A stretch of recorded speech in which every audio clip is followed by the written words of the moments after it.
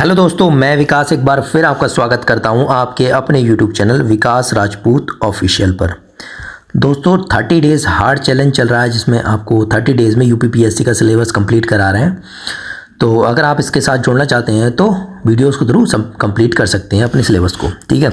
तो दोस्तों पहले तो बहुत बहुत थैंक यू कि आपने जो सीरीज़ मैंने चलाई थी दृष्टि की, ठीक है, आई दृष्टि की जो सीरीज़ चलाई थी उसको आपने इतना प्यार दिया, सपोर्ट किया। तो मुझे लगा कि जब हमने अक्टूबर और नवंबर का करंट अफेयर्स कर लिया पूरा, तो अब हम पीछे का 7-8 महीने का जो है 7-8 महीने का और करंट अफेयर्स पिछले जो है वो कर लेते हैं, ठीक है। तो ये जो है दृष्टि, ये पुरानी वाली दृष्टि है, मतलब ये आपकी दृष्टि जो कंप्लीट करेगी कहाँ तक का है, देखिए ये सितंबर से 30 सितंबर तक है।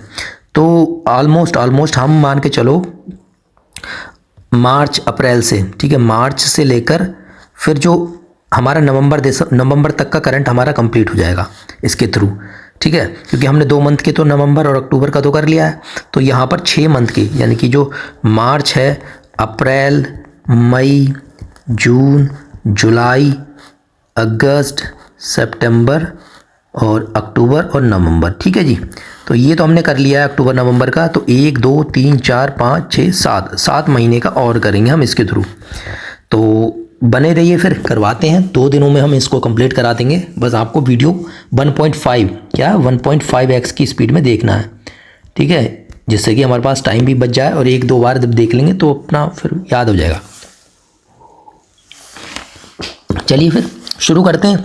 तो इस वीडियो में क्या करेंगे, हम राष्ट्रीय परिदृश्य जो है वो कंप्लीट कर लेंगे। क्या ये राष्ट्रीय परिदृश्य जो है वो हम कंप्लीट कर लेंगे, चलिए।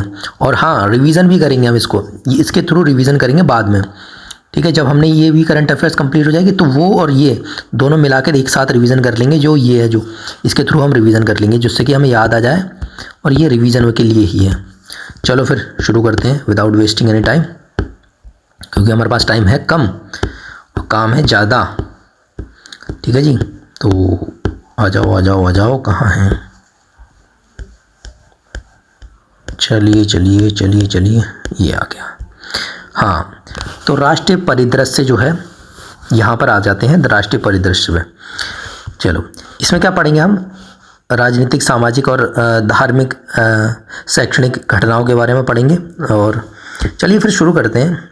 तो यहाँ पर है, सबसे पहला है एक राष्ट्र एक चुनाव के प्रस्ताव को मंजूरी। तो 1 नेशन 1 इलेक्शन के बारे में आपको पता होगी। तो ये है जो मतलब एक ही टाइम पर पूरे देश में एक साथ चुनाव हों, इसी को क्या है 1 नेशन 1 इलेक्शन। तो ये 1951 से लेकर 1951 से लेकर 1951 से लेकर 1967 तक लोकसभा और विधानसभा जो दोनों हैं एक साथ ही चुनाव होते थे, ठीक है। तो पहले जो है साइमल्टेनियस इलेक्शन जो है वो पहले ही होते थे। तो याद रखना अगर कहीं कि नहीं पहली बार लाया जा रहा है, नहीं, ये पहले भी होता था।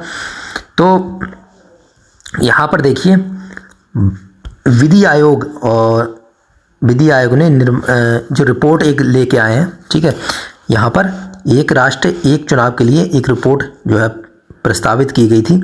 तो जो कमेटी बैठी थी इस रिपोर्ट के लिए, जो कमेटी बैठी थी वो पूर्व राष्ट्रपति रामनाथ कोविंद की अध्यक्षता में एक कमेटी बैठाई गई थी कि जांच करने के लिए कि 1 नेशन 1 इलेक्शन जो है क्या ठीक रहेगा या नहीं रहेगा, ठीक है। तो इसमें प्रस्ताव ये दिया गया था इस समिति में, जो कि 14 मार्च 2024 को इसकी रिपोर्ट जो है वो सौंपी गई।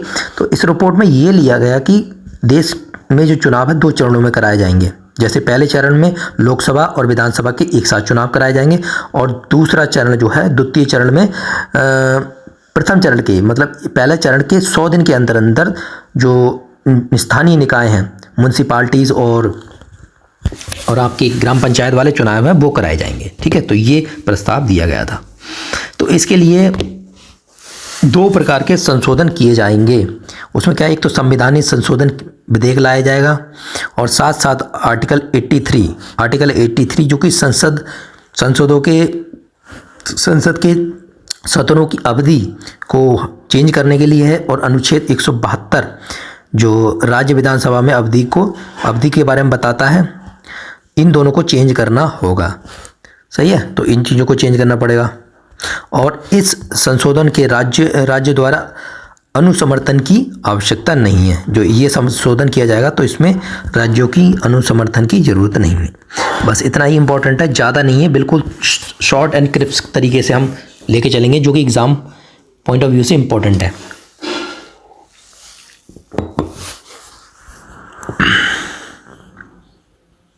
चलिए अब इतना ज़्यादा देखिए, और दूसरी देख लेते हैं कि जो आर्टिकल 368 में दी गई जो संविधान संशोधन की 2 शर्तों को पूरा करना होगा। कौन कौन सी?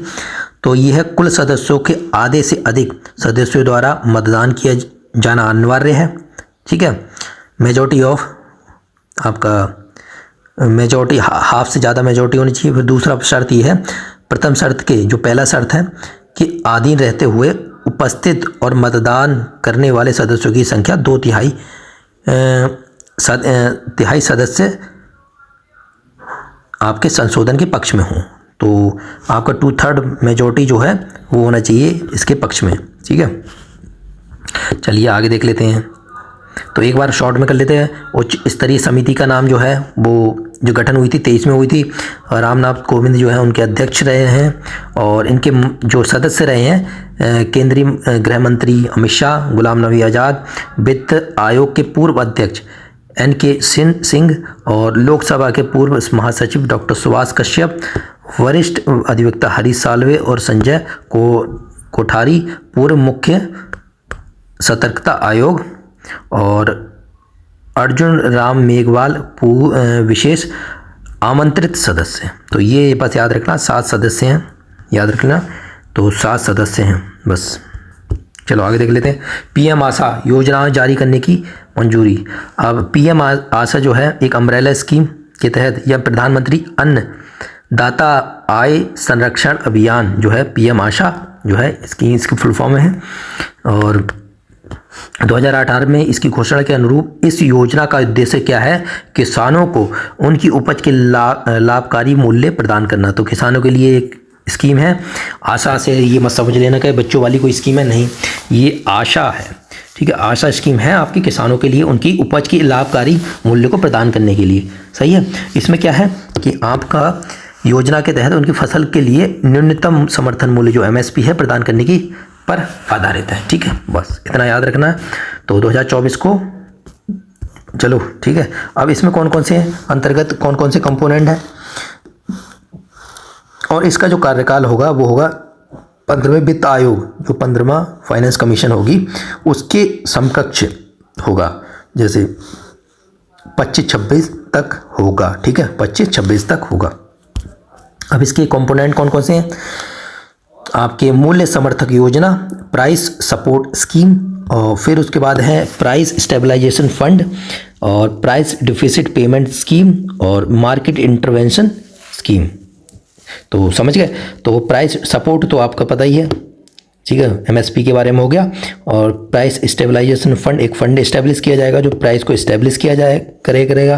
प्राइस डिफिसिट पेमेंट स्कीम, मान लो प्राइस कम मिलते हैं MSP में या फिर कोई बाजार के उसे मूल्य सही से नहीं मिलते हैं, तो डिफिसिट पेमेंट स्कीम आएगी कि अगर बाई चांस कितने कम है तो वो एक स्कीम के थ्रू उसको पेमेंट हो सके। ठीक है, मार्केट इंटरवेंशन स्कीम, मार्केट के अनुरूप जो है पेमेंट उसे मिले तो ये किसानों को मिले, वो भी रखा जाएगा कंपोनेंट है। तो 4 कंपोनेंट है बस। अब प्रधानमंत्री जनजातीय उन्नत ग्राम अभियान, तो ये ट्राइबल कम्युनिटीज़ की है। ठीक है, तो यहाँ पर वित्त मंत्री ने जो है इसको लॉन्च किया है। तो ट्राइबल कम्युनिटी की सामाजिक आर्थिक स्थिति में सुधार के लिए प्रधानमंत्री जनजातीय उन्नत ग्राम अभियान की शुभारंभ करने की घोषणा की है।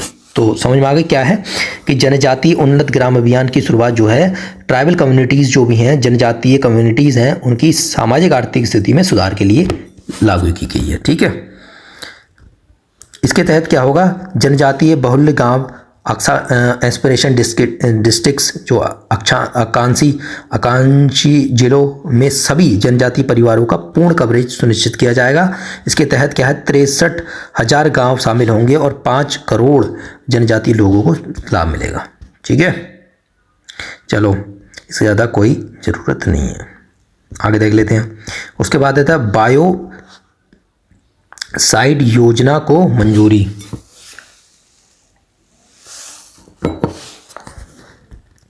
बायो, यहाँ पर है बायोराइड योजना को मंजूरी।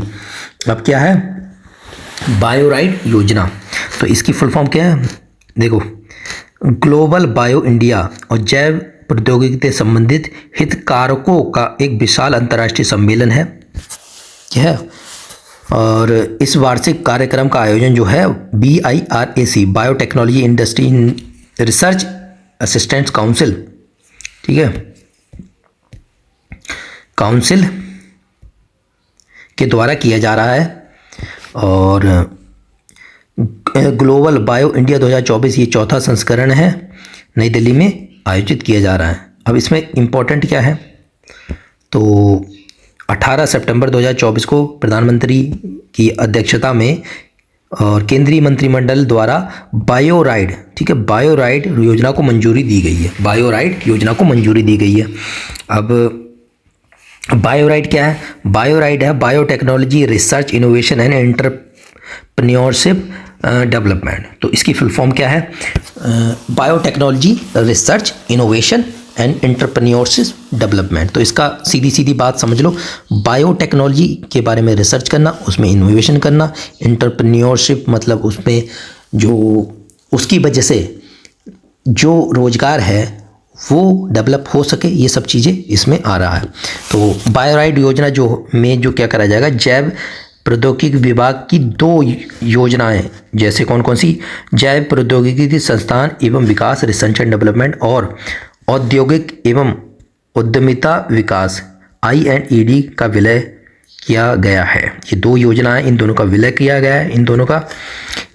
साथ ही इस योजना में क्या है, bio manufacturing and bio foundry नामक एक नए घटक को भी शामिल किया गया है। तो कौन सा है, बायो मैन्युफैक्चरिंग एंड बायो फाउंड्रिंग। तो इसका भी कार्यान्वयन जो है 15वां वित्त आयोग कौन कौन सा, 21 से लेकर 25 या फिर 22 से लेकर 26 तक, 21 से लेकर 26 तक, 2021-22 से लेकर 25-26 के दौरान किया जाएगा।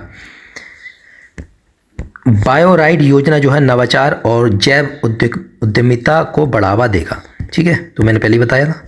साथ ही जैव प्रौद्योगिकी में मानव संसाधन को विकसित करेगी। अब ठीक है, अब एक ये है नीति है, कौन सी, बायो E3 नीति। बायो E3 नीति क्या है, बायो E3 नीति, तो एक तरह से क्या है, bio technology for economy environment and employment, ठीक है। तो अर्थव्यवस्था, पर्यावरण और रोजगार के लिए जैव प्रौद्योगिकी, ये क्या है, बायो E3। उद्देश्य क्या है, का उद्देश्य उच्च प्रदर्शन वाले जैव निर्माण, हाई परफॉर्मेंस बायो मैन्युफैक्चरिंग को बढ़ावा देना। तो बायो मैन्युफैक्चरिंग को क्या बढ़ावा देना है। 6 व्यापक फोकस क्षेत्र होंगे, जैसे जैव आधारित रसायन एवं एंजाइम, दूसरा है functional food and smart protein, फिर तीसरा आपका आ जाएगा प्रिसीजन बायो थेरेप्यूटिक, और फिर उसका था जलवायु लचीली कृषि यानी कि क्लाइमेट रेजिलिएंट एग्रीकल्चर, फिर कार्बन कैप्चर एंड एवं इसका उपयोग, भविष्यवादी समुद्र एवं अंतरिक्ष अनुसंधान। ये क्या है, आपके 6 व्यापक फोकस एरिया होंगे इस रिलेटेड। चलो आगे देख लेते हैं क्या है। ओके, ये देखो, एक है नमो भारत रैपिड रेल का उद्घाटन, नमो भारत रैपिड रेल का उद्घाटन। तो यहाँ देखो, केंद्र मंत्री जो है, रेल मंत्री जो है अश्विनी वैष्णव BEML लिमिटेड के बेंगलोर रेल परिसर में भारत की पहली Vande Bharat sleeper train set को रवाना किया गया। अब यहाँ पर देखो, तो 16 सितंबर 2024 को प्रधानमंत्री मोदी ने गुजरात में भारत की पहली वंदे मेट्रो ट्रेन का उद्घाटन किया गया। यह ट्रेन संचालन जो है अहमदाबाद एवं भुज के मध्य किया जाएगा, ठीक है। तो अहमदाबाद और भुज के मध्य किया जाएगा। और आधिकारिक रूप से इस ट्रेन का पुनर्नामाकरण जो है दोबारा नाम जो है चेंज किया गया है, जिसे नमो भारत रैपिड रेल के नाम दिया गया है। तो पहले क्या था आपका, क्या था, भारत की पहले वंदे मेट्रो ट्रेन थी, पहले वंदे मेट्रो ट्रेन थी, बाद में अब नमो भारत रैपिड रेल के नाम से नाम रखा गया। ठीक है जी। अच्छा, इन दोनों में अंतर क्या है? शहरी मेट्रो ट्रेन जैसे मेट्रो होती हैं, दिल्ली में मेट्रो होगी आमतौर पर, और जो दूसरी नमो भारत रैपिड ट्रेन, इन दोनों में अंतर ये है कि नमो जो शहरी हैं तो ये तो शहर के अंदर अंदर ही आपकी ट्रैवल करेंगी, लेकिन जो नमो भारत रैपिड रेल है, ट्रेन है, उसमें अंतर शहरी है, यानी कि इंटर सिटी कनेक्टिविटी प्रदान करेगी, मतलब एक सिटी से दूसरी सिटी पर रवाना होगी। ठीक है जी, समझ में आ गई। चलो आगे देख लेते हैं। मिशन मौसम, इसमें क्या है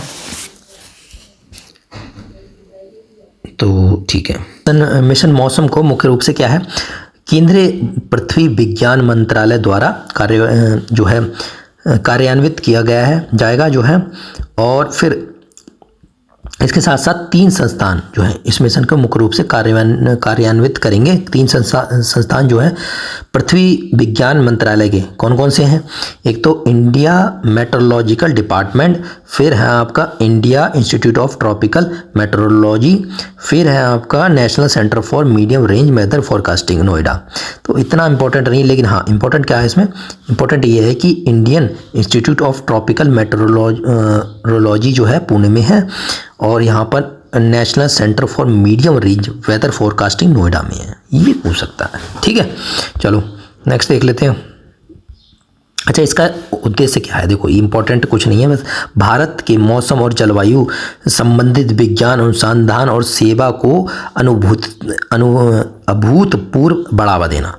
ठीक है, और इसमें क्या है, हाई प्रिसीजन के साथ जो है मौसम की भविष्यवाणी करने के लिए एक नया मानक बेंचमार्क स्थापित करेगा। बस इतना यूज़ है, और इसमें यूज़ जो करेगा साथ में क्या करेगा, हाई परफॉर्मेंस कंप्यूटिंग और एआई इंटेलिजेंस की मशीन लर्निंग का एक तरह से इस सबको यूज़ करेगा। बस सिंपल सी बात है, नॉर्मल सी बात है। ऐसी चीज़ें आएंगी तो आप टिक मार दोगे। उसके बाद आता है स्वच्छ वायु सर्वेक्षण। स्वच्छ वायु सर्वेक्षण 2019 में क्या था, केंद्रीय पर्यावरण मंत्रालय ने क्या किया था, नेशनल क्लीन एयर प्रोग्राम लेकर आए थे। तो अगर पूछे, और आ भी चुका है 2019 में क्या आया है, नेशनल क्लीन एयर प्रोग्राम आया है। ठीक है, तो इसके तहत जो है, ठीक है, तो नेशनल क्लीन एयर प्रोग्राम को लागू करने के लिए, ठीक है, लाया गया था, जिसका उद्देश्य था शहर क्षेत्र और राष्ट्रीय स्तर पर वायु गुणवत्ता को सुधार लाना। ठीक है, इसका उद्देश्य ये था। कार्यक्रम के तहत जो है अगले 5 वर्ष यानी कि 24 तक क्या है, पार्टिकुलेट मैटर PM10 और PM 2.5 के स्तरों में 20 से 30% तक की कटौती का लक्ष्य जो है निर्धारित किया गया था। क्या किया गया था? तो कौन सी scheme, national clean air programme के तहत जो है क्या है, अगले 5 वर्ष यानी कि 2019 से लेकर 24 तक। ठीक है, तो 24 तक यानी कि 5 साल के तक तो PM 2.5 और PM10 की 20 से 30%, कितनी, 20 से 30% की जो है कटौती करने का लक्ष्य लिया गया था। ठीक है, अच्छा, अब एयर क्वालिटी के आधार पर 130 शहरों की रैंकिंग तैयार की गई। तो एयर क्वालिटी के आधार पर जो है 130 शहरों की रैंकिंग तैयार की गई। अब इसी रैंकिंग को क्या बोला गया, जो है स्वच्छ वायु सर्वेक्षण। ठीक है, नेशनल सर्वे जो है वो आपका क्लीन एयर सर्वे। ठीक है, तो क्लीन एयर सर्वे यही है। तो अब इसमें क्या है, 3 श्रेणी में बांटा गया है। कौन कौन सी 3 श्रेणी में, इन 130 शहरों को 3 श्रेणी में। तो श्रेणी 1 में है 10 लाख से अधिक जनसंख्या वाला, आपका श्रेणी 2 है 3 से 10 लाख जनसंख्या वाला, फिर 3 वाला आपका क्या है, 3 लाख से कम जनसंख्या वाला। तो 3 श्रेणी हो गई। अब आपका आता है, तो ये जो है आपका क्या है, 7 सितंबर 2024 को जयपुर में तो international day of clean air for blue skies important है। 7 सितंबर को क्या मनाया जाता है, international day of clean air for blue sky. Clean air for blue sky के अवसर पर स्वच्छ वायु सर्वेक्षण 2024 के परिणाम घोषित किए गए। तो स्वच्छ वायु सर्वेक्षण के परिणाम घोषित किए गए। अब इसमें है श्रेणी 1 में, श्रेणी 1 में मैंने बताया था 10 लाख से ऊपर, यहाँ लिखा पड़ा है देखो 10 लाख से अधिक, फिर 3 से 10, फिर 10 3 से कम, ठीक है। तो श्रेणी 1 जो 10 लाख से ऊपर वाले हैं, तो पहले पे आया है आपका सूरत गुजरात, फिर है जबलपुर मध्य प्रदेश, तीसरे नंबर पर आगरा है। तो इंपॉर्टेंट है आगरा, श्रेणी 1 में आगरा ही यूपी का आया है, ठीक है। चलो फिर उसके बाद है श्रेणी 2। श्रेणी 2 मैंने बताया 3 से 10 लाख, 3 से 10 लाख तक की जनसंख्या वाला। तो इसमें पहले नंबर पे फिरोजाबाद उत्तर प्रदेश, ठीक है, दूसरा अमरावती मध्य प्रदेश वो महाराष्ट्र, फिर तीसरा झारखंड झांसी उत्तर प्रदेश। तो यहाँ पर टॉप 3 में 2 जो है आपके शहर हैं यूपी के, कौन सा, फिरोजाबाद और झांसी। फिरोजाबाद पहले नंबर पे, दूसरा अमरावती, तीसरा है झांसी, ठीक है जी। श्रेणी 3 जो 3 लाख से कम जनसंख्या वाले क्षेत्र हैं, एरिया हैं आपके, शहर है, उसमें रायबरेली जो है उत्तर प्रदेश का सबसे पहला है, फिर नलगोंडा तेलंगाना, फिर है नालागढ़ जो हिमाचल प्रदेश में। तो इम्पोर्टेंट बस इतना ही है। तो क्या समझे, पहले में श्रेणी 1 में जो है, यहाँ देखो रिकॉल कर लें, श्रेणी 1 में जो है एक ही जो है आगरा है तीसरे नंबर पे, और श्रेणी 2 में जो है पहले नंबर पे आया है आपका फिरोजाबाद, ठीक है, फिरोजाबाद, और तीसरे पे आया है आपका झांसी, ठीक है। और फिर श्रेणी 3 में, श्रेणी 3 की बात करूं तो श्रेणी 3 में रायबरेली जो है, रायबरेली है वो पहले नंबर पे आया है। बस इंपॉर्टेंट इतना है। चलो आगे देख लेते हैं। तो यहाँ पर देख लो भाई, इसमें कुछ नहीं है। उत्तर प्रदेश की स्थिति के बारे में बात करूँ तो तीसरे नंबर पे आगरा, चौथे नंबर पे लखनऊ, पाँचवें नंबर पे कानपुर, ठीक है। तो तीसरा चौथा पाँचवा जो है इंडिया, जो पहले श्रेणी 1 में जो है इन जो आपके उत्तर प्रदेश के ही शहर आते हैं। तो समझ में आ गई। चलो फिर उसके बाद श्रेणी 2 के बारे में बात करूं तो श्रेणी 2 में आपका फिरोजाबाद पहला, तीसरे नंबर पे झांसी, चौथे नंबर पे फिर गोरखपुर, तो 3 आ गए। ऐसी श्रेणी 3 में रायबरेली पहले नंबर पे, तीसरे में अनपरा, ठीक है जी, अनपरा, ठीक है। तो चलो ठीक है, हाँ, तो यस ये हो गया।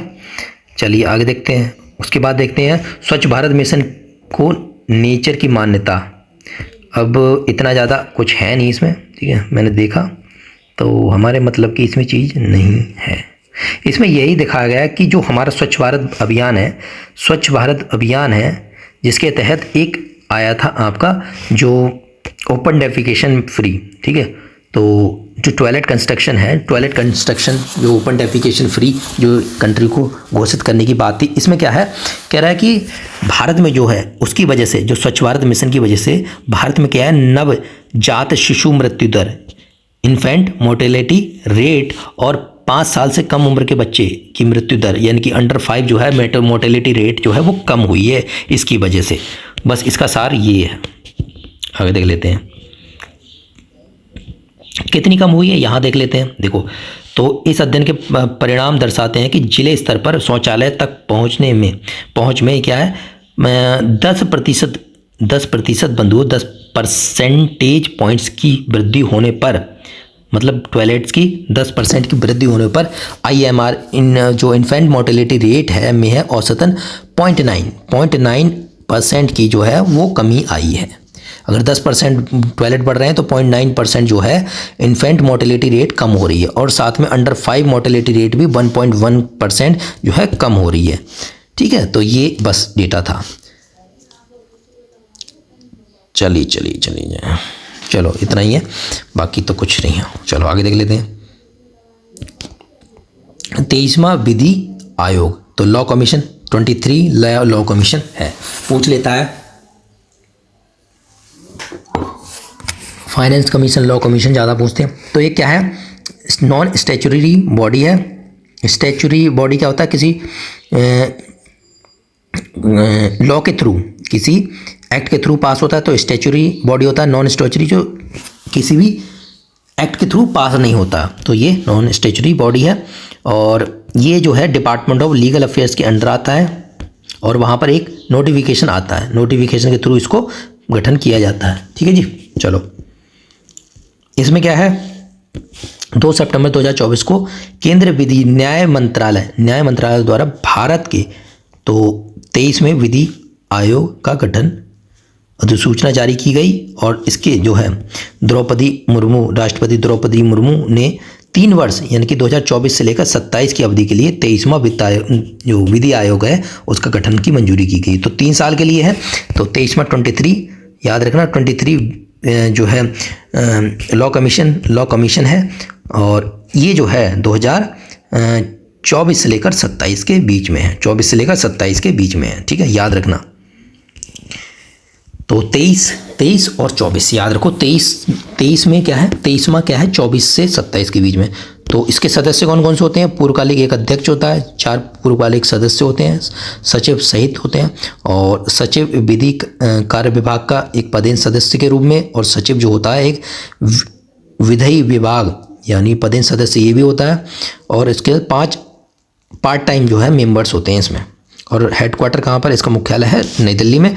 और 22वां जो है जो विधि आयोग का कार्यकाल था जो अगस्त के 2024 तक था।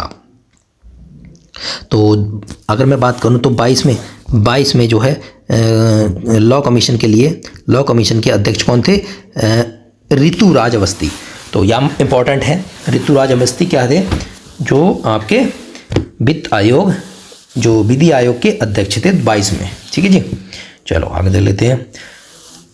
अब डिजिटल कृषि मिशन क्या है यार? डिजिटल कृषि मिशन कुछ नहीं है, ठीक है, कुछ नहीं है। जो डिजिटल से रिलेटेड कृषि को बढ़ावा देने के लिए डिजिटल इंफ्रास्ट्रक्चर को एक तरह से बढ़ावा देना है। जैसे ड्रोन वगैरह हो गया, डिजिटलाइजेशन हो गया, कागज़ जो है वो डिजिटल, लैंड रिकॉर्ड्स हैं वो डिजिटलाइजेशन हो, सर्वे हो, ठीक है, ये सब चीज़ें क्या है आपके डिजिटल कृषि मिशन के अंदर आते हैं। तो इसमें ज़्यादा हमें नहीं पढ़ना है, ठीक है जी, बस समझ जाना है, इतना ही है, बहुत है इसमें। तो आप समझ गए होगे जो मैं बता रहा हूँ, बस वही समझना है, ज़्यादा चक्कर में नहीं पड़ना है। तो अब इसको देख लो। अब क्या है यार ये? अब डिजिटल तो आपको अगर आएगा भी तो बता दोगे ना, मतलब टिक लगा दोगे ना। डिजिटल कृषि मिशन के आपके क्या है मूलभूत स्तंभ कौन कौन से होते हैं, क्या हो सकते हैं बताओ? एक तो फाउंडेशन पिलर्स क्या क्या है इसमें? एग्री स्टैक, ठीक है, एग्रीकल्चर से, ठीक है, एग्री स्टैक हो गया। फिर क्या है? कृषि डिसीजन सपोर्ट सिस्टम, कृषि निर्णय सहायता प्रणाली। और क्या है आपका? मृदा प्रोफाइलिंग में आ जाएगा इसी में, ठीक है। और क्या है आपका? 3 डिजिटल सार्वजनिक अवसंरचनाएं जो फिर उसमें क्या क्या है देखो। एग्री स्टैक जो है किसान की पहचान, इसमें क्या होगा? एक तरह से एग्री स्टैक में क्या होगा? DPI जिसे बोलते हैं डिजिटल पब्लिक इंफ्रास्ट्रक्चर जो है के रूप में डिज़ाइन किया गया है। इसके माध्यम से किसान को कुशलता, आसानी और तेज गति से सेवाओं का, योजनाओं का जो है सुनिश्चित की जाएंगी। और इसमें क्या कहलाएगा कि किसान की रजिस्ट्री, फार्म की रजिस्ट्री हो जाएगी, फार्मर की रजिस्ट्री है, और जियो टैगिंग मैप्स वगैरह में जियो टैगिंग होगी। और क्रॉप शोन रजिस्ट्री, जो फसल आपकी बोई गई है उसकी रजिस्ट्री हो जाएगी। और किसान को एक ID दी जाएगी, ठीक है, एक किसान ID दी जाएगी की शुरुआत हो जाएगी, ठीक है। एक आधार कार्ड की तरह ही एक इन किसान की ID अलग होगी जो कि विश्वसनीय क्या है डिजिटल पहचान के रूप में कार्य करेगी। तो ठीक है जी, तो मैंने वही बताया क्या है। तो इस योजना के तहत क्या है 6 प्रौद्योगिक योजना संचालित की गई हैं। तो याद यहाँ रखना है बस क्या है, एक उत्तर प्रदेश के फर्रुखाबाद, ठीक है, गुजरात गांधीनगर, महाराष्ट्र, ठीक है, महाराष्ट्र की बीड़, और हरियाणा यमुनानगर, और पंजाब का फतेहगढ़ साहिब, और छठा जो है आपका तमिलनाडु विरुधुनगर, ठीक है जी। ये है आपके। तो किसान ID के निर्माण और डिजिटल फसल सर्वेक्षण का परीक्षण करने के लिए 6 राज्यों में प्रौद्योगिकी योजनाओं संचालन की गई हैं। तो ये 6 राज्यों में जो है वो ये जो है जो स्कीम्स हैं वो चालू की गई हैं, ठीक है जी। चलो नेक्स्ट देख लेते हैं। तो अब इतना नहीं है, ये सब पढ़ लेना। अगर मैं PDF डाल दूंगा, हाँ PDF के बारे में बात कर रहा हूँ तो PDF जो है लिंक जो है इसका PDF का लिंक जो है क्या मैंने नीचे कमेंट्स जो है कमेंट सेक्शन है उसमें पिन कर दूंगा। पहला जो आपका मेरा कमेंट होगा उसमें जाके लिंक दे दूंगा, उसमें जाके जो है ज्वाइन कर लेना ग्रुप और वहाँ पर PDF ले लेना, ठीक है। तो चलिए अब यहाँ पर आता है इंडिया सेमीकंडक्टर मिशन। तो इंडिया 2021 में क्या है, सेमीकंडक्टर प्रोग्राम को मंजूरी दी गई थी। इसमें क्या है कि जो सेमीकंडक्टर एवं डिस्प्ले इकोसिस्टम के विकास का एक व्यापक कार्यक्रम है। ठीक है जी। इसमें क्या होगा, अर्धचालक यंत्र की जो सेमीकंडक्टर और डिस्प्ले इकोसिस्टम जो है के विकास के लिए लंबी अवधि की रणनीतियों को संचालित करने के उद्देश्य से जो है इंडिया सेमीकंडक्टर मिशन की स्थापना की गई। ठीक है। तो और जो स्मरणीय तथ्य हैं इसमें क्या है, तो 2 सितंबर 2024 को केंद्र सरकार ने साणंद गुजरात जो है, साणंद गुजरात में एक सेमीकंडक्टर यूनिट है उसकी स्थापना की गई। तो अगर पूछे कि जो सेमीकंडक्टर यूनिट की स्थापना कहाँ पर की है हाल ही में, वह साणंद गुजरात। ठीक है, साणंद जो है एक जगह है वो गुजरात में। ठीक है। अच्छा, और जो है केन्स सेमीकंडक्टर प्राइवेट लिमिटेड द्वारा ये स्थापना की गई है और 3300 करोड़ रुपए का निवेश किया गया है और 60 लाख चिप है प्रतिदिन जो है बनेंगी, इसमें उत्पादन की जाएंगी। तो इस इकाई में उत्पादन जो चिप्स का औद्योगिक, ऑटोमोटिव, इलेक्ट्रॉनिक वाहन, उपभोक्ता इलेक्ट्रॉनिक्स, दूरसंचार, मोबाइल फोन्स आदि क्षेत्र के विविध अनुप्रयोगों में प्रयोग किया जा सकेगा। ठीक है जी, यही है। अच्छा, इससे पूर्व क्या है, जून 2023 में केंद्र सरकार ने साणंद गुजरात में ही क्या है एक अर्धचालक इकाई की स्थापना हेतु माइक्रोन टेक्नोलॉजी इंक के प्रस्ताव को भी मंजूरी दी गई थी। और ठीक है, 29 फरवरी 2024 को देश में तीन अर्धचालक जो सेमीकंडक्टर इकाइयों की स्थापना की मंजूरी दी गई थी। तो 29 फरवरी को दी गई थी। 3 इकाई कौन कौन सी हैं, धोलेरा जो गुजरात में है, सेमीकंडक्टर फैब जो टाटा इलेक्ट्रॉनिक्स प्राइवेट लिमिटेड के द्वारा बनाई जा रही है। और कौन कौन सा है, फिर है आपका असम का एक सेमीकंडक्टर यूनिट है, ये भी Tata electronics private limited, Morigaon Assam में ये स्थापना की गई। फिर साणंद गुजरात में, ये भी क्या नाम है, तीसरी है। तो ये है सीजी पावर एंड इलेक्ट्रिक। ठीक है, CG power and industrial solution limited द्वारा ये स्थापना की गई। ठीक है, तो बस इतना याद रखना है। तो कौन कौन से हैं, 3 हैं ये, एक आपका गुजरात में 2 हैं और एक है असम में। ठीक है, चलो आगे देख लेते हैं। नेक्स्ट इम्पोर्टेंट क्या है इसमें, अच्छा एक चीज़ ये है, तो सर्वोच्च न्यायालय के द्वारा ध्वज और प्रतीक चिन्ह एक जो है वो एक प्रतीक चिन्ह के बारे में जो है अब लागू किया गया एक ध्वज को लागू किया गया है जो कि सुप्रीम कोर्ट का है। सर्वोच्च न्यायालय जो है आर्टिकल 124 यानी कि 124 में आता है, पहली बात यहाँ पता होना चाहिए। और 26 जनवरी 1950 को संविधान लागू होने के साथ ही सर्वोच्च न्यायालय अस्तित्व में आ गया। ठीक है जी, तो 28 जनवरी 1950 को उद्घाटन किया गया। 28 जनवरी 1950 को सुप्रीम कोर्ट का उद्घाटन किया गया और पहले मुख्य न्यायाधीश जो थे वो न्यायमूर्ति हरिलाल जे कानिया, क्या नाम है, हरिलाल जे कानिया थे। ठीक है, तो 28 जनवरी को क्या है, स्थापना दिवस मनाया जाता है। तो हीरक जयंती वर्ष, ठीक है, और अपनी स्थापना की हीरक जयंती वर्ष जिसे डायमंड जुबली जिसे बोलते हैं 75 साल जो है की शुरुआत की गई है। तो 28 जनवरी 2025 को 75 साल जो हैं वो हो जाएंगे सुप्रीम कोर्ट को। ठीक है जी, तो अब हम बात करता हूँ क्या बात करते हैं कि ध्वज और प्रतीक चिन्ह। ठीक है, ध्वज और भारत सर्वोच्च न्यायालय के सुप्रीम कोर्ट के ध्वज और प्रतीक चिन्ह का अनावरण किया गया है और ये जो है नीले रंग का है। कौन से, नीले रंग का ध्वज है। ठीक है, और इसमें क्या है, ध्वज में क्या है, संविधान के खुले हुए पन्नों से सर्वोच्च न्यायालय के गोलाकार भवन को उभरते हुए प्रदर्शन किया गया है। ठीक है, तो क्या है इसमें, तो इसमें कुछ नहीं है, नीले रंग का है पहले तो ध्वज, ठीक है। उसमें क्या है, ध्वज में संविधान के खुले हुए पन्ने से क्या है, खुले हुए पन्नों से क्या है, सर्वोच्च न्यायालय के गोलाकार भवन को उभरता हुआ प्रदर्शित किया गया। बस इतना इंपॉर्टेंट है। और उसके बाद गोलाकार भवन के ऊपर क्या अशोक चिन्ह का स्थान दिया गया है। और संस्कृत श्लोक क्या लिखा पड़ा है, वो लिखा पड़ा है संस्कृत श्लोक यतो धर्मस्ततो जय, ठीक है। तो ये है, इसका अर्थ है ये कि जहाँ धर्म है वहाँ जीत है, ठीक है। चलो नेक्स्ट देख लेते हैं।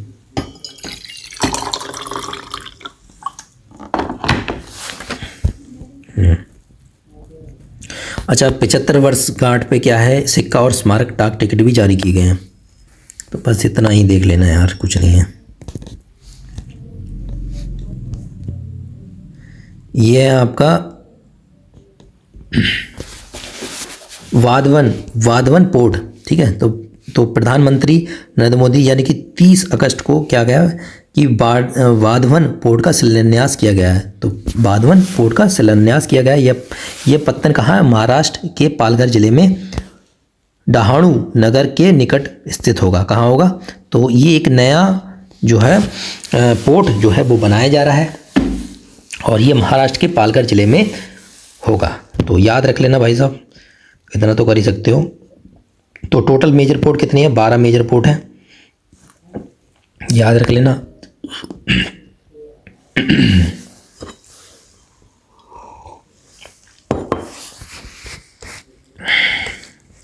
तो इस पोर्ट का निर्माण जो है BPPL Vadhavan port project limited द्वारा किया जाएगा। और जो वाधवन पोर्ट प्रोजेक्ट जो है वो है JNB Jawaharlal Nehru port authority और महाराष्ट्र मैरीटाइम बोर्ड द्वारा गठित एक विशेष स्पेशल पर्पस व्हीकल है, जिसमें उनकी हिस्सेदारी जो है 76 और 74 और 26% है। तो जवाहरलाल नेहरू पोर्ट की अथॉरिटी की 74% और 26% जो है महाराष्ट्र मैरीटाइम बोर्ड की है, ठीक है जी। तो ये वाधवन पत्तन जो है हर मौसम के लिए उपयुक्त greenfield deep draft major port के रूप में विकसित किया जाएगा। तो क्या किया जाएगा, greenfield deep draft major port के रूप में विकसित किया जाएगा। और यह भारत के सबसे बड़े गहरे जल वाले पत्तनों में से एक होगा। तो लार्जेस्ट डीप वाटर पोर्ट जो है उनमें से एक होगा।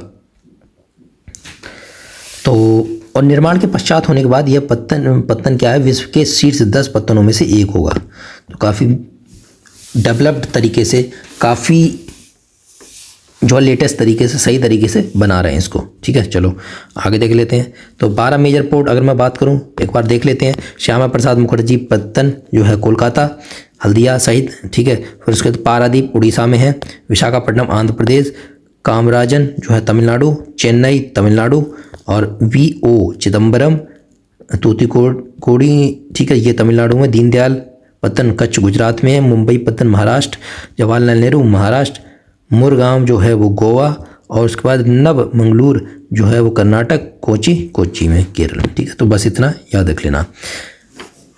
फिर उसके बाद आता है कंटेनर पोर्ट परफॉर्मेंस इंडेक्स 2023। तो 4 जून को इसे रिलीज़ किया गया। ये चौथी रिपोर्ट है और वर्ल्ड बैंक और S&P ग्लोबल मार्केट इंटेलिजेंस के द्वारा इसको जो है जारी की जाती है। तो वर्ल्ड बैंक और S&P ग्लोबल मार्केट इंटेलिजेंस के द्वारा ये जो है रिलीज़ की जाती है। सूचकांक के अंतर्गत कंटेनर पोर्टों यानी कि कंटेनर शिप्स द्वारा किसी पत्तन में व्यतीत किए गए समय का मापन किया जाता है। तो अगर कोई कंटेनर शिप है उसके द्वारा किसी भी पोर्ट में कितना समय गुजारा गया है तो इसको क्या है, मापन करता है, ठीक है। तो इसमें क्या है, इंपॉर्टेंट क्या है, सूचकांक में लगातार दूसरे वर्ष चीन का कौन सा पोर्ट है, यांगशान, क्या नाम है, यांगशान पोर्ट प्रथम स्थान पर रहा। तो इंपॉर्टेंट क्या है, चीन का यांगशान पोर्ट जो है प्रथम स्थान पर रहा। इतिहास में पहली बार विश्व के 100 पत्तनों की सूची में भारत के 9 पत्तन, यानी कि अगर 100 पत्तन की आपकी सूची है उसमें 9 जो है इंडिया के हैं। तो 2023 में विश्व के 20 पत्तनों की सूची में विशाखापट्टनम 19वें स्थान पर शामिल किया गया था। तो पिछले साल जो है पर किया गया है, जो इस साल जो है 2023 वाला यानी कि 2023 में क्या है, विश्व के 20 पत्तनों में से विशाखापट्टनम 19वें स्थान पर है। तो पहला जो इंडिया का है विशाखापट्टनम पोर्ट ही है जो कि 19वें स्थान पर आया है। और 2022 यानी कि उससे पहले जो है 115 स्थान पर था। बहुत अच्छी जंप की है, बहुत अच्छी, यानी कि 115 पे था, केवल और केवल 19 पे हो गया। तो कैन यू इमेजिन कितना बहुत बढ़िया इंप्रूवमेंट किया, कितनी बड़ी छलांग लगाई है। Hats off to the authority of Visakhapatnam port. चलो अब तो देख लो 100 पत्तनों में से भारतीय पत्तन कितने शामिल, 19वीं रैंक पर कौन से, विशाखापट्टनम पोर्ट आंध्र प्रदेश, ठीक है जी। फिर उसके बाद 27वें नंबर है मुद्रा पोर्ट गुजरात, फिर 41 में पीपावाव जो गुजरात में, ठीक है। चलो इतना ही देख लेते हैं, आगे देखते हैं। यहाँ देखो फिर 12 नए औद्योगिक शहरों को मंजूरी दी गई है। तो national industrial corridor development programme जो है, जो कि इंडिया का एक मोस्ट एम्बिशियस जो है महत्वाकांक्षी जो है इंफ्रास्ट्रक्चर प्रोग्राम है। इस प्रोग्राम का लक्ष्य जो है भारत में फ्यूचरिस्टिक इंडस्ट्रियल सिटीज़ का विकास करना। तो भारत में भविष्य के औद्योगिक शहरों का विकास करना और विश्व के सर्वोत्तम आपका विनिर्माण और निवेश स्थलों यानी मैन्युफैक्चरिंग और इन्वेस्टमेंट डेस्टिनेशन के रूप में के साथ प्रतिस्पर्धा कर सके, ठीक है। तो समझ में आ गई होगी। तो क्या है, national industrial corridor development programme का यही यूज़ है कि ऐसे इंडस्ट्रियल एरिया बनाए जाए, निर्माण किया जाए, फ्यूचरिस्टिक सिटीज़ को निर्माण किया जाए जो कि आने वाले समय में मैन्युफैक्चरिंग और इन्वेस्टमेंट के लिए जो है डेस्टिनेशन हो, विदेश के आए हुए कोई भी इन्वेस्ट कर सके इसमें, ठीक है। चलो चलिए यहाँ देख लेते हैं। फिर उसके बाद क्या है, 12 नए औद्योगिक नोड्स यानी कि शहरों की स्थापना की मंजूरी की गई है। तो कौन कौन से, ये हमें इसमें शायद लिखा होगा, तो यहाँ देख लेते हैं। ये है तो औद्योगिक शहर जो है 12, उसमें से 11 तो लागू घोषित कर दिए गए हैं, एक नहीं किया है। 12 औद्योगिक शहर में से केवल 11 के नाम ही घोषित किए गए हैं, ठीक है। तो 11 कौन कौन से शहर हैं जो कि हमें याद रखने हैं। तो पहले तो हमें यूपी में देखना, यूपी का इंपॉर्टेंट है कौन सा, यूपी में बस ये देगा आगरा दिया है और एक प्रयागराज, बस याद रखना है। आगरा और प्रयागराज जो है 12 शहरों में से एक शहर है, 2 शहर हैं, ठीक है, जिन्हें जो है नई इंडस्ट्रियल 12 इंडस्ट्रियल जो है जो औद्योगिक शहरों के नाम दिए गए हैं। तो इसमें कौन कौन से हैं, खुरपिया उत्तराखंड, राजपुरा पटियाला पंजाब, दिघी महाराष्ट्र, पलक्कड़ जो है केरल, फिर आगरा उत्तर प्रदेश, प्रयागराज उत्तर प्रदेश, गया बिहार, जहीराबाद तेलंगाना, और वाकल आपका आंध्र प्रदेश, कोपरथी जो है आंध्र प्रदेश, जोधपुर पाली है राजस्थान। तो इम्पोर्टेंट कौन कौन से हैं कि 2 सिटीज़ हैं जो कि उत्तर प्रदेश की हैं, जो कि आगरा और प्रयागराज, ठीक है, आगरा और प्रयागराज जो कि इस लिस्ट में शामिल हैं। चलो तो इसमें क्या है, 11 राष्ट्रीय औद्योगिक गलियारे जो हैं उनमें से क्या है, दिल्ली मुंबई औद्योगिक गलियारा। तो इतना ज़्यादा इम्पोर्टेंट नहीं है, जो इम्पोर्टेंट है वो मैं करा दे रहा हूँ। अच्छा, 4 विकसित ग्रीन फील्ड औद्योगिक स्मार्ट शहर कौन कौन से हैं, स्मार्ट सिटीज़ कौन कौन सी हैं। तो तीसरे नंबर पे आपका कहता है integrated industrial township greater Noida भी है। तो 4 अगर विकसित ग्रीन फील्ड औद्योगिक स्मार्ट शहर में से एक शहर जो है नोएडा का भी है। उससे 2 कौन से हैं, धलेरा विशेष निवेश क्षेत्र यानी कि धलेरा स्पेशल इन्वेस्टमेंट रीजन गुजरात में है, फिर औरंगाबाद औद्योगिक शहर महाराष्ट्र में है, फिर आता है इंटीग्रेटेड इंडस्ट्रियल टाउनशिप आपका ग्रेटर नोएडा उत्तर प्रदेश, फिर एकीकृत औद्योगिक टाउनशिप जो है विक्रम उद्योगपुरी मध्य प्रदेश में है। तो 4 हो गई। फिर है इसके बाद यूनिफाइड पेंशन स्कीम। इससे क्या है, 23 लाख जो कर्मचारियों को इससे लाभ होने की उम्मीद है। नेशनल पेमेंट सिस्टम जो है के तहत लाभार्थी हैं, जो भी इसमें लाभार्थी होंगे वो नेशनल पेमेंट सिस्टम के तहत आएंगे। और जो यूपीएस है यानी कि यूनिफाइड पेंशन स्कीम पर स्विच करने का एक वन टाइम ऑप्शन होगा, ठीक है।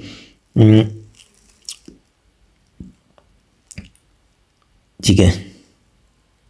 जो भी वर्तमान में जारी पेंशन योजनाएं हैं उनको पास एक ऑप्शन दिया जाएगा कि यूनिफाइड पेंशन स्कीम में जाके वन टाइम स्विच कर सकते हैं, ऑप्शन दिया जाएगा। चाहे तो कर सकते हैं, नहीं चाहे तो कोई बात नहीं, ठीक है। तो अगर मैं बात करूँ यूपीएस जिसे बोलते हैं यूनिफाइड पेंशन स्कीम को मंजूरी देने वाले पहला राज्य जो है महाराष्ट्र बन गया है। तो याद रख लेना, Maharashtra is the first state to accept the unified pension scheme, ठीक है जी। तो इम्पोर्टेंट है ये जो है पेंशन स्कीम 1 अप्रैल 2025 से प्रभावी होगी, लागू की जाएगी, जारी हो जाएगी। और इसके तहत क्या है, विशेषताएं क्या क्या है। सुनिश्चित पेंशन, तो अंतिम 12 महीने में प्राप्त औसत मूल वेतन यानी एवरेज बेसिक पे के 50% के समतुल्य राशि मूल पेंशन के रूप में प्रदान की जाएगी। तो अगर 12 साल रिटायर होने से 12 महीने पहले की जो भी आपकी इनकम होगी उसका एवरेज निकाला जाएगा, तो बेसिक पे का 50% जो है आपको पेंशन दी जाएगी, ठीक है। और जो न्यूनतम सेवा है, अगर इसको पेंशन को प्राप्त करने की है वो 25 साल सेवा देनी जरूरी है। 25 साल से कम है सेवा, उसी अनुपात में जो है आपको पेंशन मिलेगी। अगर न्यूनतम 10 वर्ष तक सेवा करने वाले कर्मचारी को यूपीएस के तहत पेंशन के पात्र होंगे। कम से कम 10 साल तो करनी पड़ेगी, अगर 10 साल नहीं हुआ तो इसमें आपको फ़ायदा नहीं मिलेगा, लाभ नहीं मिलेगा।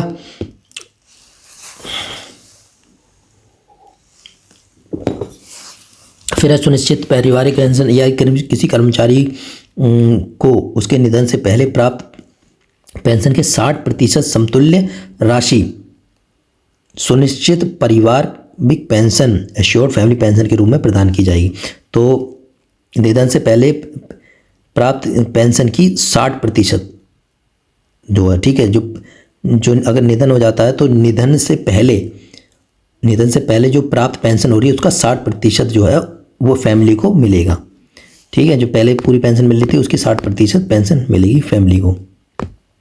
सुनिश्चित न्यूनतम पेंशन, यह योजना न्यूनतम 10 वर्षों की सेवा के बाद जो है सेवानिवृत्त जो है 10,000 रुपये प्रति माह की सुनिश्चित न्यूनतम पेंशन प्रदान करने की गारंटी है। अगर मान लो 10 साल की सेवा कर लेते हो और रिटायर हो जाते हो तो 10,000 तक तो मिनिमम आपको जो है पेंशन मिलेगी मिलेगी, ठीक है जी।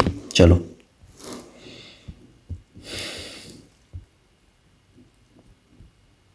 चलिए, कुछ नहीं है, ठीक है।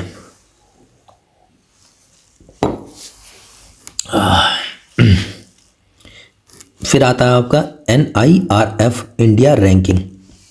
तो ये क्या है, India institute of ranking, India national institute of ranking framework, शिक्षा मंत्रालय, ठीक है, के अंतर्गत जो है नेशनल इंस्टीट्यूशनल रैंकिंग फ्रेमवर्क है। इसमें क्या है कि उच्च शिक्षा संस्थानों को रैंकिंग प्रदान करने के लिए एक कार्यप्रणाली की रूपरेखा तैयार करता है। अच्छा, इसमें क्या है कि इसके तहत क्या है, इंडिया रैंकिंग 2024 जो है वो जारी की गई है। इसमें क्या है कि ranking of higher educational institutions है, कि जो हायर एजुकेशन के इंस्टीट्यूशंस हैं उनकी रैंकिंग जारी की गई है। और आपका ये नवा संस्करण है। और 8 कैटेगरी, इसमें 8 कैटेगरी जो उच्च शिक्षा में संस्थानों को जारी की गई हैं। तो 8 कैटेगरी कौन कौन सी हैं, ठीक है जी।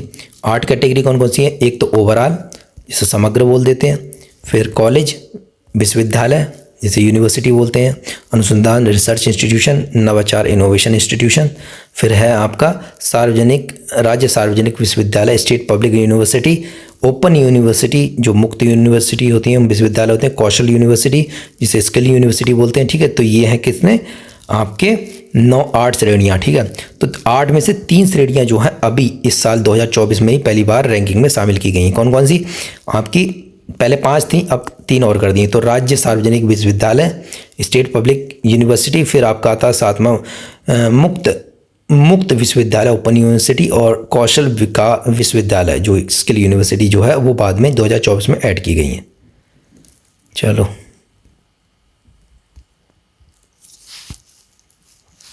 ठीक है, हम चलो यहाँ देख लेते हैं। तो समग्र रैंकिंग में मैं बात करूँ तो IIT मद्रास जो है सबसे पहले नंबर पे है, दूसरे में अखिल विज्ञान जो है संस्थान जो है बेंगलोर, वो तीसरे नंबर पर IIT बॉम्बे मुंबई, बस इतना याद रखना है। तो सबसे पहले IIT मद्रास है, फिर आपका IISc है, और फिर उसके बाद भारतीय IIT बॉम्बे। चलिए अंतिम जो उत्तर प्रदेश के संस्थानों की स्थिति में, अगर उत्तर प्रदेश के संस्थानों की बात करूं समग्र श्रेणी में, तो IIT कानपुर जो है पहले नंबर पे, 5वें नंबर पे है। तो 5वें नंबर IIT कानपुर है, इंपॉर्टेंट है तो, क्योंकि यूपी का है 5वें। और 11वें नंबर पे बनारस हिंदू विश्वविद्यालय जो है वो है BHU वाराणसी, ठीक है। फिर अलीगढ़ AMU जो है वो है आपका 16वें स्थान पर, बस। चलो इतना इम्पोर्टेंट नहीं है। अगर मैं कहूँ कॉलेज के मामले में, चलो यहाँ पर श्रेणी के और प्रथम क्या है, श्रेणी अगर विश्वविद्यालय में गया तो IISc बेंगलुरु, ठीक है। फिर उसके बाद कॉलेज के बारे में हिंदू कॉलेज जो दिल्ली यूनिवर्सिटी, और अनुसंधान संस्थान श्रेणी में तो भारतीय विज्ञान संस्थान बेंगलोर। फिर नवाचार के बारे में IIT बॉम्बे, और मुक्त विश्वविद्यालय के IGNU जो है ओपन यूनिवर्सिटी में क्या है आपका IGNU।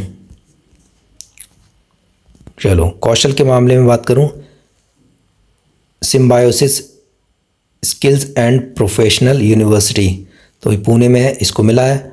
फिर राज्य सार्वजनिक विश्वविद्यालय, ये अन्ना विश्वविद्यालय चेन्नई तमिलनाडु में मिला है, ठीक है। चलो आगे देख लेते हैं। उसके बाद आता है सस्टेनेबल डेवलपमेंट इंडिया इंडेक्स। क्या है सस्टेनेबल डेवलपमेंट इंडिया इंडेक्स?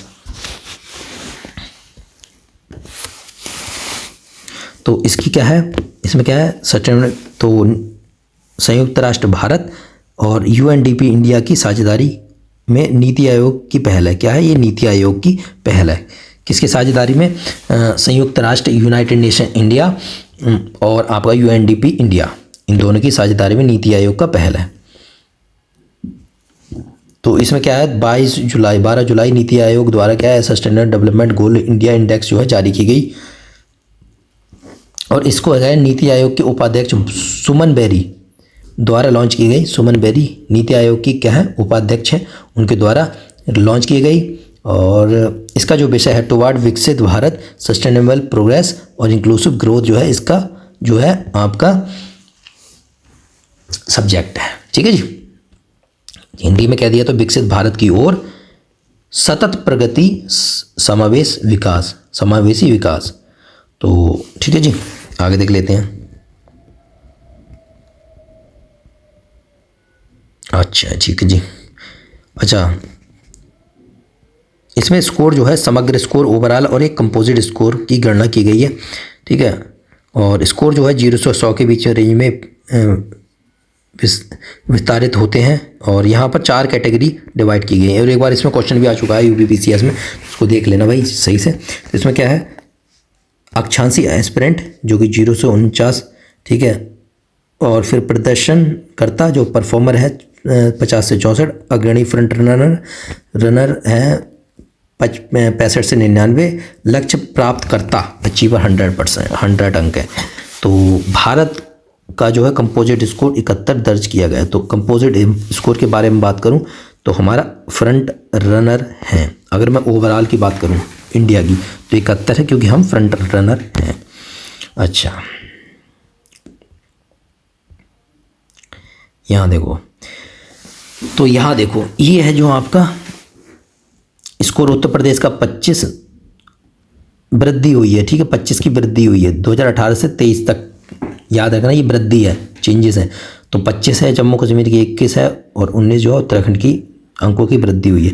तो sustainable development goal India index 2023-24 में राज्य की संयुक्त रैंक में केरल और उत्तराखंड जो है शीर्ष स्थान पर है, ठीक है। तो केरल और जो है उत्तराखंड वो है शीर्ष स्थान पर, जो टॉप पर है। तो ये चेंजेस है, सबसे ज़्यादा जो है इम्प्रूवमेंट की है उत्तर प्रदेश ने, उसके बाद जम्मू कश्मीर, फिर उसके बाद उत्तराखंड में, ठीक है।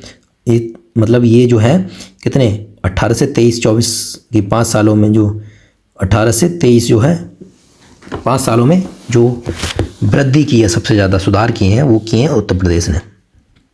अब यहाँ देखो तो इंडेक्स में रैंकिंग जो समग्र रैंकिंग है, ठीक है, वो सबसे पहले जो है आपका केरल उत्तराखंड पहले नंबर पे है, फिर तमिलनाडु तीसरे नंबर पे है, फिर गोवा और 77 यानी कि हिमाचल प्रदेश ये तीसरे नंबर चौथे नंबर पे है। अच्छा, अंतिम नीचे से कौन से, बिहार सबसे आखिरी है, फिर झारखंड, फिर नागालैंड, मेघालय। ठीक है जी, आगे देख लेते हैं।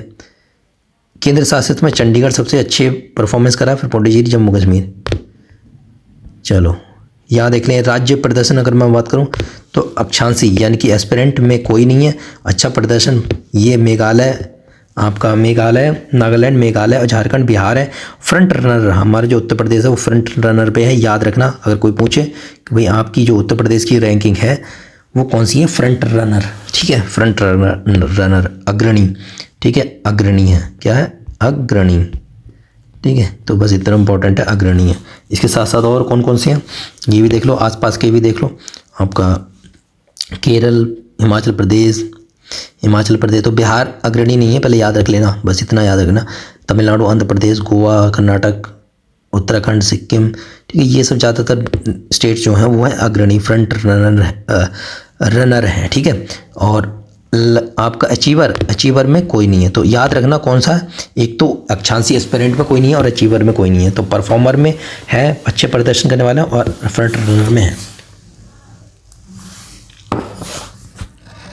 केंद्र शासित प्रदेश के बारे में बात करूं तो केवल फ्रंट रनर में है और तीनों में किसी में नहीं है, अक्षांशी में भी नहीं, अच्छा प्रदर्शन में भी नहीं है, लक्ष्य प्राप्तकर्ता में भी नहीं है।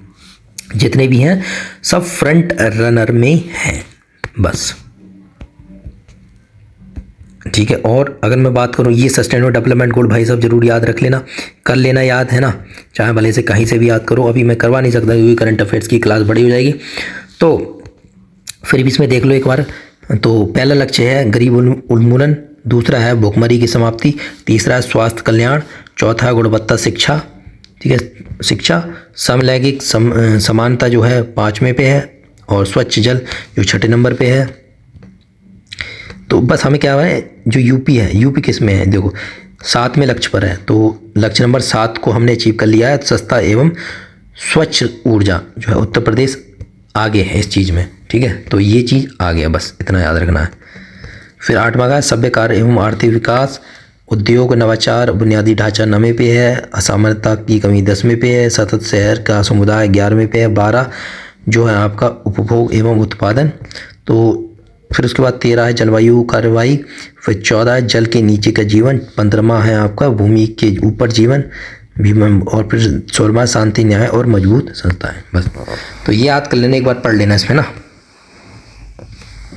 संविधान हत्या दिवस। ठीक है, संविधान हत्या दिवस, तो ये जो इमरजेंसी लगी थी, तो इमरजेंसी के बारे में बात कर लेते हैं। जो है पार्ट जो है 18 पार्ट में आता है, और अनुच्छेद जो है 52 से लेकर अनुच्छेद 360, यानी कि अनुच्छेद 352 से लेकर अनुच्छेद 360 तक ये आर्टिकल में आता है। इमरजेंसी जिसे बोल देते हैं, तो अनुच्छेद 352 में राष्ट्रीय आपातकाल जो नेशनल इमरजेंसी वो आती है, जो अब तक 3 बार स्वतंत्रता के बाद 3 बार देश में राष्ट्रीय आपातकालीन घोषित हो चुका है। प्रथम बार भारत चीन युद्ध में जो कि 1962 में, फिर उसके बाद दूसरी बार है जो से 68 तक जो है वो लगा एक बार, दूसरी बार भारत पाकिस्तान युद्ध जो कि 71 में हुआ तब लगा, और आपका तीसरी बार आपातकालीन एक ही जो है 25 जून जो है 1975 को लगा दी गई। ठीक है, जिसे 1977 में ख़त्म किया गया, जो आंतरिक गड़बड़ी के तहत। ठीक है, अच्छा इसका बाद इसका और देखो, तो जो है संविधान हत्या दिवस प्रतिवर्ष जो है 25 जून, क्या है 25 जून को संविधान हत्या दिवस मनाया जाएगा। बस इतना याद रखना है, इससे ज़्यादा कोई ज़रूरत नहीं है। 25 जून 1975 के दिन क्या था, काला अध्याय बताते हुए तत्कालीन प्रधानमंत्री इंदिरा गांधी की कमिटेड ब्यूरोक्रेसी और कमिटेड जुडिशरी की धारणा को लोकतंत्र विरोधी रवैया करार दिया गया है, समझे। चलो अच्छा, उसके बाद हैदराबाद मुक्ति दिवस। हैदराबाद मुक्ति दिवस क्या है, 17 सितंबर। ठीक है, 17 सितंबर। ठीक है, और 25 जून याद रख लेना, 25 जून क्या है, संविधान अंत्य दिवस।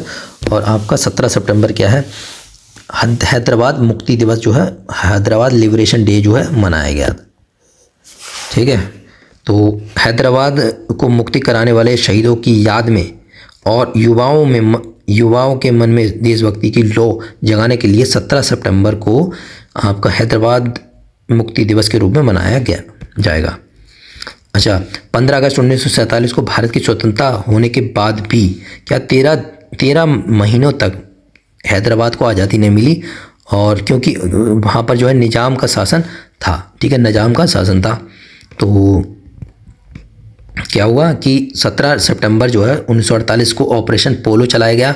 ऑपरेशन पोलो चलाया गया नामक जिसमें पुलिस कार्रवाई की गई। उसके बाद जो है निज़ाम का शासन को जो है भारत के अंडर कर लिया गया। ठीक है, तो याद रखना ऑपरेशन पोलो।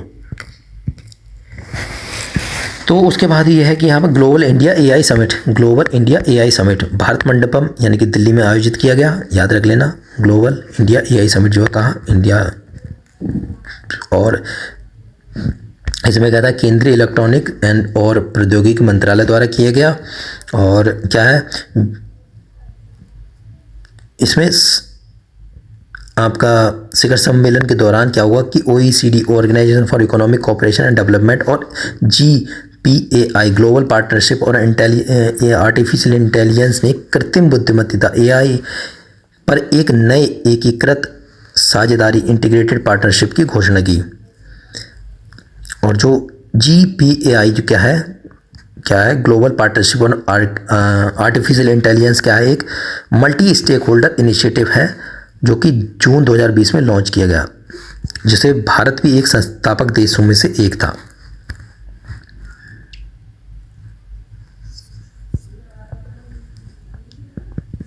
तो वर्ष 2014 में क्या है, GPAI का प्रमुख अध्यक्ष जो है, जो चेयर है, वो इंडिया ही है।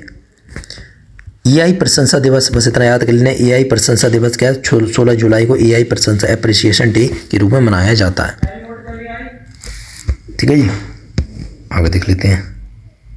तो कितना रह गया, जल्दी हम निपटा रहे हैं, तो हमारे पास टाइम थोड़ा कम है क्योंकि हमें जल्दी करना है, काम है ज़्यादा। तो ठीक है यार, अभी चलो करते रहो, ज़्यादा मत सोचो। चलो यहाँ देख लेते हैं।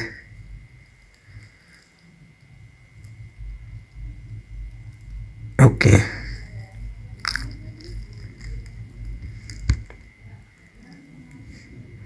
हाँ, फिर उसके बाद आता है आपका इम्पोर्टेंट।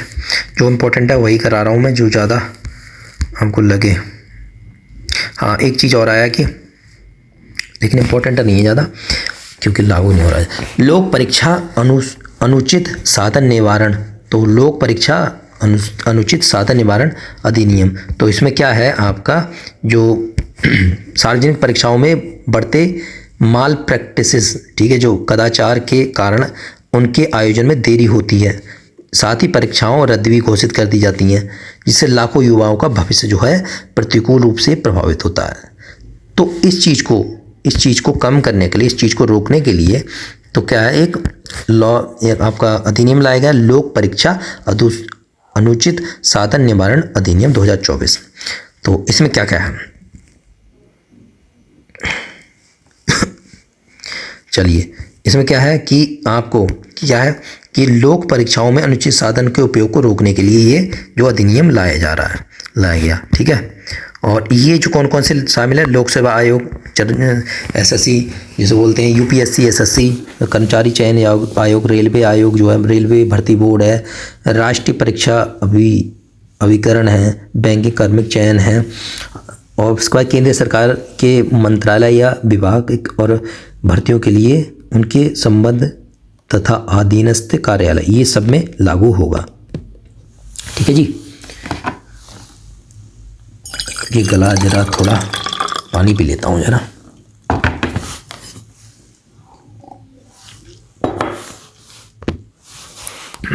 ठीक है, इसमें क्या होगा, 3 से 5 वर्ष तक की कैद और तथा 10 लाख तक का जुर्माना जो है इसका प्रावधान है। तो 3 से 5 साल तक की कैद और 10 लाख जो है जुर्माना भरना पड़ेगा। और ये कॉग्निजेबल ऑफेंस होगा, गैर जमानती और असम्मानीय यानी कि नॉन कंपाउंडेबल होगा। तो गैर जमानती जो है अपराध होगा। अगर संगठित अपराध होगा वाले व्यक्तियों का और या फिर व्यक्तियों के समूह अगर कोई करवाता तो 5 साल से लेकर 10 साल तक की सज़ा दी जाएगी और कम से कम 1 करोड़ रुपए का जुर्माना लगाया जाएगा।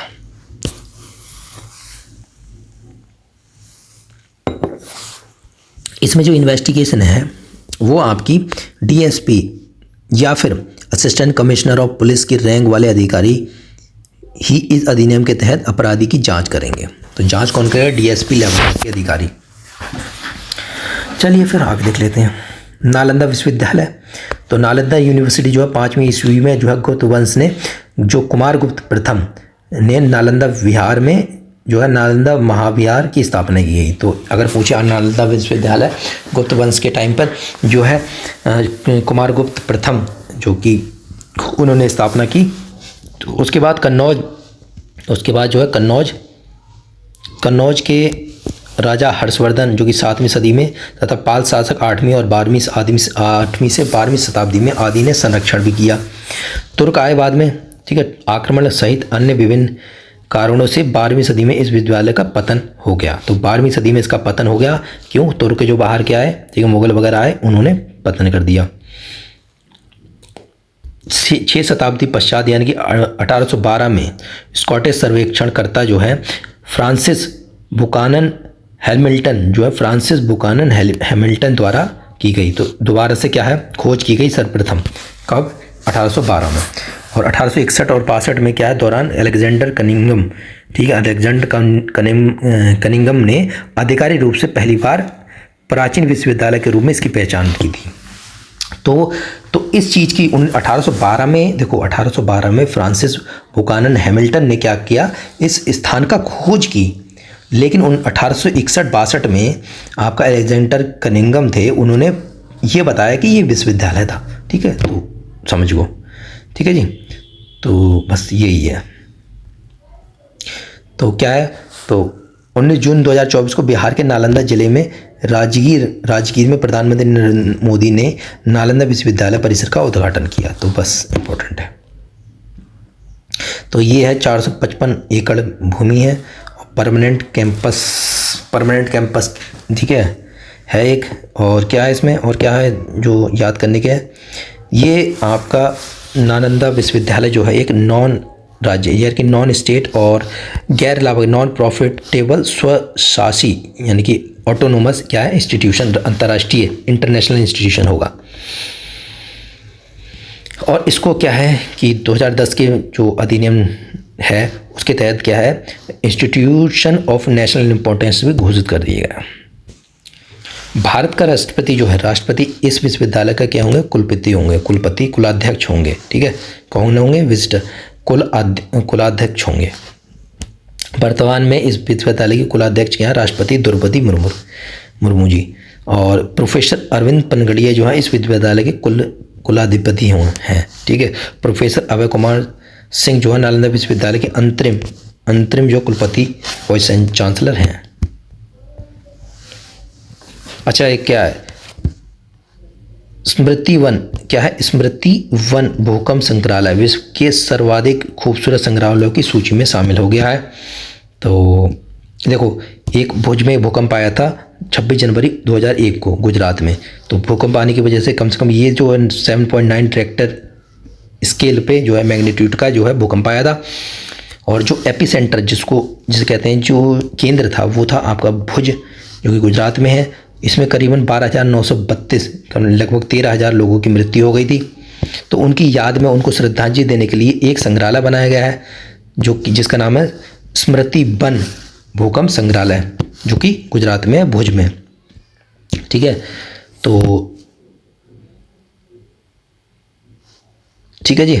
अच्छा, प्रिक्स वर्सेल्स, ठीक है, प्रिक्स वर्सेल्स के तहत जो है वर्ष 2024 के लिए जो वर्ल्ड मोस्ट ब्यूटीफुल म्यूजियम्स की सूची में जो है इसका नाम लिया गया है। और यह प्रथम अवसर है कि भारत के सर्वाधिक खूबसूरत संग्रहालयों की सूची जारी की गई है।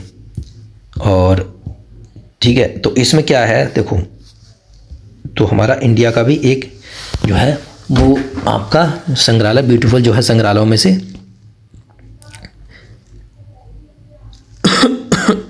लिया गया है। तो सबसे पहले कौन सा है, A4 आर्ट म्यूजियम जो है चेंगदू चीन जो है पहले नंबर पे है। फिर उसके बाद दूसरा है ग्रैंड इजिप्शियन म्यूजियम जो कि गाज़ा, ठीक है, गाज़ा में है, ठीक है, गीज़ा में है, मिस्र में, ठीक है। फिर उसके बाद स्मृति वन भूकंप संग्रहालय भुज में है, भारत, ठीक है जी।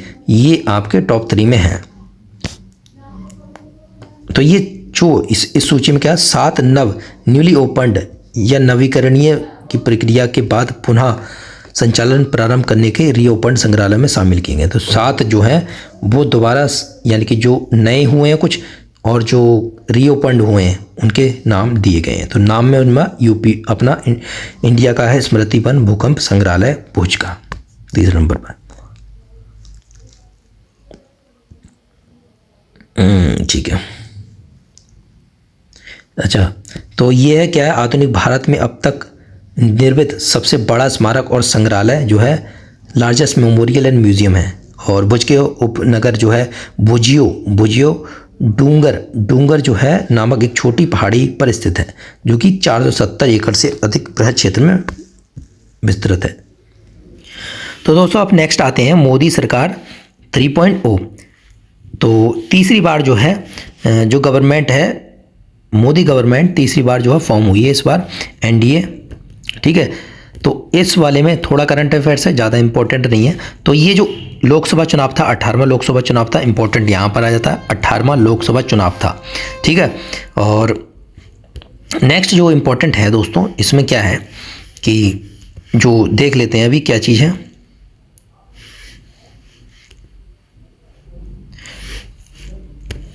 शीतल देवी को क्या किया, इलेक्शन कमीशन ऑफ इंडिया राष्ट्रीय आइकन नियुक्त किया गया। तो राष्ट्रीय आइकन इस बार कौन नियुक्त किया गया, शीतल देवी जो है, जो पैरा तीरंदाजी विजेता हैं, जो अर्जुन पुरस्कार भी विजेता रह चुकी हैं। इनको क्या है कि चीफ इलेक्शन कमीशन द्वारा जो है इलेक्शन कमीशन ऑफ इंडिया द्वारा है राष्ट्रीय आइकन नेशनल आइकन जो है वो नियुक्त किया गया, ठीक है।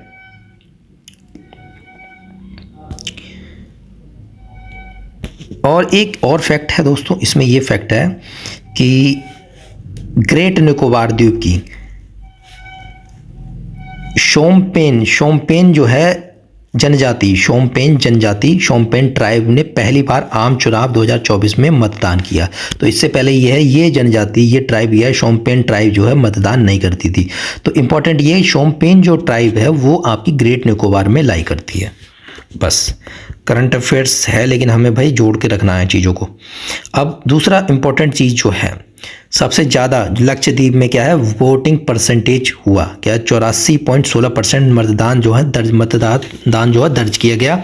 सबसे कम जो है बिहार में 19% जो है मतदान दर्ज किया गया। उत्तर प्रदेश में 56.92 मतदान दर्ज किया गया, ठीक है जी। अब यहाँ पर ये है गुजरात स्थित सूरत लोकसभा जो है निर्वाचन क्षेत्र है, वहाँ पर भारतीय जनता पार्टी के मुकेश कुमार चंद्रकांत दलाल जो है निर्विरोध, ठीक है, निर्विरोध है विजयी घोषित किए गए। तो मुकेश कुमार चंद्रकांत दलाल इंपॉर्टेंट नहीं है फिर भी हमें एक बार को पता होना चाहिए। तो 18वीं लोकसभा चुनाव में जो है बीजेपी ने सर्वाधिक 240 सीटें जीती और सबसे बड़ा दल के रूप में उभर कर आया। बीजेपी के बाद जो है कांग्रेस ने 99 सीट, समाजवादी पार्टी ने 37 सीट जीतकर तीसरे स्थान पर जो है हासिल किया, तीसरा स्थान पर रहे।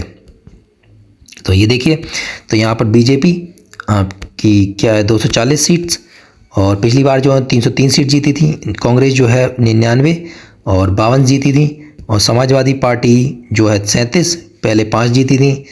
ऑल इंडिया त्रिभुवन जो है इस बार 29 जीती हैं, पिछली बार 22 जीती थी। और डीएमके जो है 22 और 24 जीती थी। टीडीपी जो है 16 3 जीती थी। जेडीयू यूनाइटेड जो 12 वो पहले 16 जीती थी, ठीक है जी। चलो